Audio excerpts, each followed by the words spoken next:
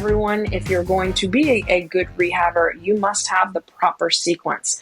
Just today, in fact, I bought a house today on my morning appointment. Yay. And so she was selling me her house because she had used all of her money to do a rehab on her own personal home. Okay, so she needed to sell this investment property so that she could get money because she just did a rehab. So then she's asking me about her galvanized pipes. Yeah. And I'm asking her what, and she says, well, this happened, and I think I need to just replace the galvanized pipes to PEX. She had already done the rehab. So I had to break the news to her that they will be cutting sheetrock out. They will be cutting the walls so that they can string the PEX through. Yeah. Or maybe that's not the right word. Maybe it's not string, but if I'm a plumber, I say the right word. Run the lines, and they'll cut them out nicely in a nice manner, and then you can put it right back in. But yeah, you still have to tape and float that. And she was blown away by that. Like, what? I'm done with the inside. And Oh no, my you're God. not. So sequencing is incredibly important. So you don't have to backtrack. You don't have to open things up that you've already closed. We could go on sequencing. We could talk about that for 15 minutes, but to sum it up, your foundation is first. Your flooring is some of the last stuff you do. Your lights and your fixtures, some of the very last thing you do. If I have my flooring guys, for instance, everything's done. It's painted. It's looking great. Flooring is one of the last things to do. Carpet is for sure one of the last. It's on the second to last day that we're ready to go to market, right? But when we're putting vinyl in, if they're doing any cuts, they're sweeping to prep those floors. So they're prepping the floors, and I'm arguing right now with my flooring guys about them going in because they are going in and just sweeping, just getting the floors ready, sweeping, making sure that they're prepped so the floor goes down properly. Well, now all my paint is completely covered in dust.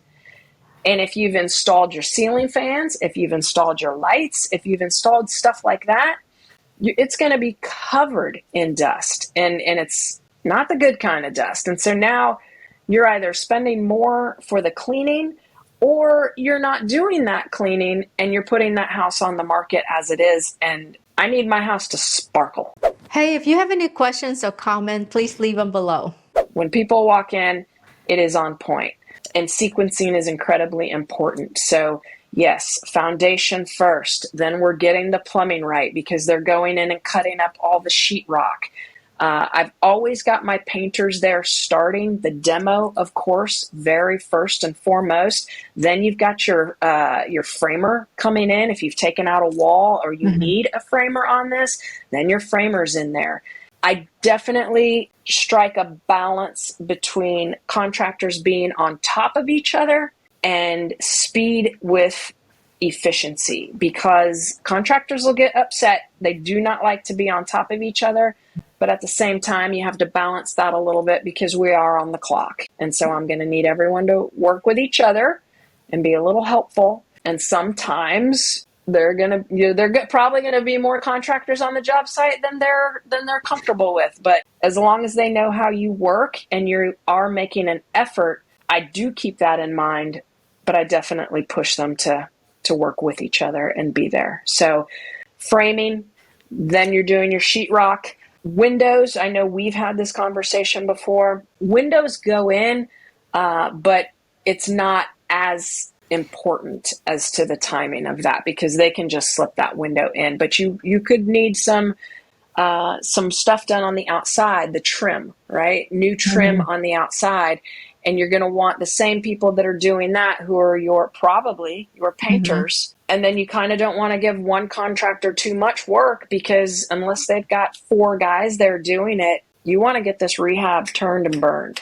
Yep. And so make sure that only these contractors are doing this job. And if you need to get someone else to do this because of speed, get someone else to do this. Don't just have a jack of all trades in there that takes 8 weeks to, because he can do anything. He can install faucets and she can install lights and they can paint. But now you've just got those people in there for a good 8 weeks. Get some different contractors, get some different trades so that you can speed this along, because your holding costs will kill you. I learned that. Yes, I learned that mistake the hard way. I mean, the one that are jack of all trades, obviously they cost, less, but they end up being sloppy at some other things because they're not the best at whichever things that need to be done. And then they take longer because, they're human and they like to drag out things and whatnot.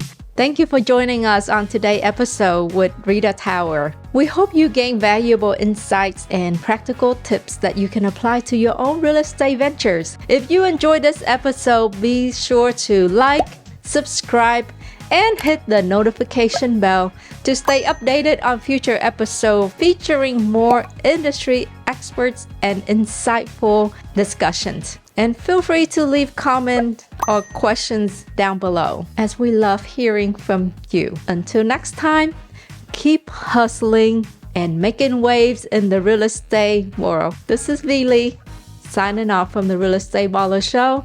Stay motivated, stay ambitious, and keep reaching for your dreams, my friend. See you soon.